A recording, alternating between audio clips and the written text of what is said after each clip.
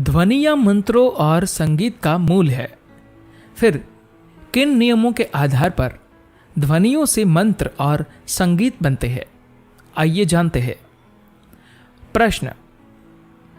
सद्गुरु, मैं संगीत का विद्यार्थी हूँ। हम विश्वविद्यालयों में संगीत बनाने के नुस्खे और तरीके सिखाते हैं, मगर कोई व्यक्ति अंदर से संगीत कैसे सीख सकता है?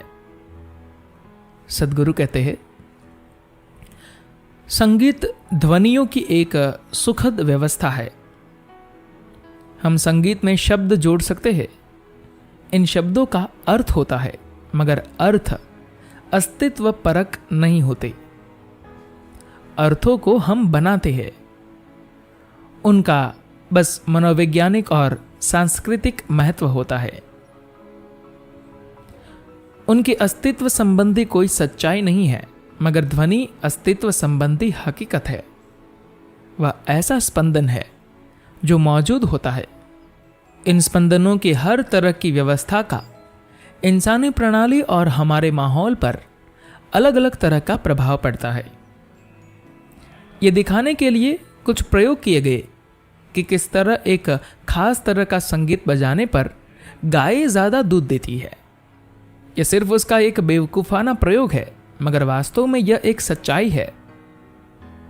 ध्वनि पैटर्न को ठीक से इस्तेमाल करने पर उसका जबरदस्त असर हो सकता है, क्योंकि भौतिक अस्तित्व मुख्य रूप से स्पंदनों या ध्वनियों का एक जटिल मिश्रण है। अगर आप ध्वनियों को एक खास पैटर्न में व्यवस्थित करें तो उसका एक खास असर होता है। इस संस्कृति में हमने बहुत से अलग अलग पैटर्न खोजे और मंत्रों को बनाया। मंत्र ध्वनियों की तकनीकी रूप से सटीक व्यवस्था है, मगर जरूरी नहीं है कि वह सुरुचि की दृष्टि से सुखद हो। मंत्र में सौंदर्य के लिहाज से आनंद के बनिस्पत तकनीकी शुद्धता का महत्व अधिक होता है।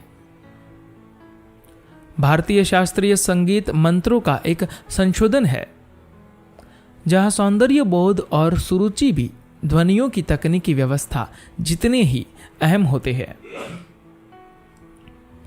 भारतीय शास्त्रीय संगीत का एकमात्र ऐसा रूप है जो एक फॉर्मूले पर आधारित होता है, जिसका कई अलग अलग क्रमों और मिश्रणों में प्रयोग किया जा सकता है।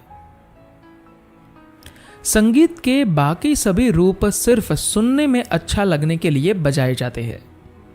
उनमें तकनीकी शुद्धता नहीं होती, मगर भारतीय शास्त्रीय संगीत के साथ खासतौर पर दक्षिणी भारत में बहुत गणित जुड़ा होता है। संगीतकार हमेशा गिनती करता रहता है और आखिरकार गिनती किए बिना गिनना सीख जाता है, क्योंकि संगीत का पूरा ढांचा एक गणितीय फॉर्मूले पर बना है। जब मैं गणितीय फॉर्मूला कहता हूं तो हमें समझना चाहिए कि पूरे भौतिक ब्रह्मांड को गणितीय फॉर्मूले में समेटा जा सकता है। आधुनिक विज्ञान यही करने की कोशिश कर रहा है। गणित हमारी बनाई हुई कोई चीज नहीं है। गणित सृष्टि का आधार है।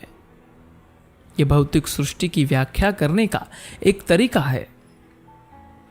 तभी सामने आने वाले किसी नए सिद्धांत के लिए गणितीय आधार की उम्मीद की जाती है, वरना उसे वास्तविक नहीं माना जाता, क्योंकि ब्रह्मांड में एक बुनियादी ज्योमिति है। संगीत एक ऐसी व्यवस्था है जिसमें सीखना शुरू करने पर शुरुआत में वह संख्याओं की तरह महसूस होता है। कुछ समय बाद वह ज्योमितीय पैटर्न की तरह लगता है। उसके बाद वह किसी नदी की तरह बहता है, जो इस पर निर्भर करता है कि आपका उस पर कितना अधिकार है। इसे आप अपने अंदर से कैसे पा सकते हैं? जिसने भी सबसे पहले इस पूरी संगीतमय प्रक्रिया को शुरू किया, उसके पास कोई टेप रिकॉर्डर या सिखाने वाला नहीं था। किसी ने उसे अपने भीतर घटित होने दिया। घटित होने दिया का मतलब है कि अगर आप मौन हो जाए, मौन से मेरा मतलब सिर्फ आपका मुंह बंद करने से नहीं है, अगर आपके दिमाग में कोई हलचल नहीं होगी तो आप जीवन का संगीत सुन सकते हैं। इसकी वजह यह है कि इंसानी तंत्र की एक खास बनावट और पैटर्न है। उसमें एक खास ज्योमेट्री होती है और उससे एक वाइब्रेशन जुड़ा होता है। इसी तरह अगर आप किसी पेड़ को देखें तो उससे एक खास वाइब्रेशन जुड़ा होता है।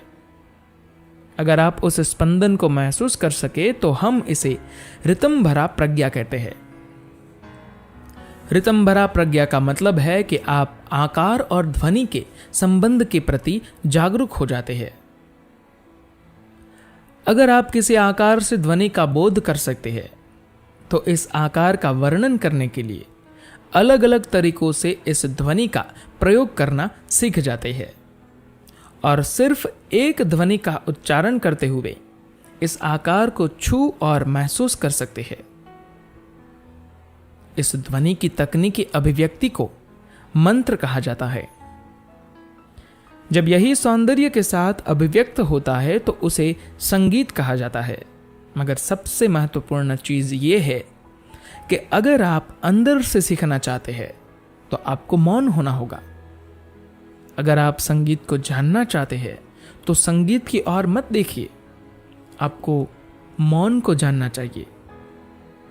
अगर मौन नहीं होगा तो ध्वनि बस निरर्थक चीजों का एक घालमेल है। अगर आप पेंट करना चाहते हैं तो आपको एक खाली कैनवास की जरूरत होती है। इसी तरह मौन होने पर ही ध्वनि की संभावना होती है। धन्यवाद।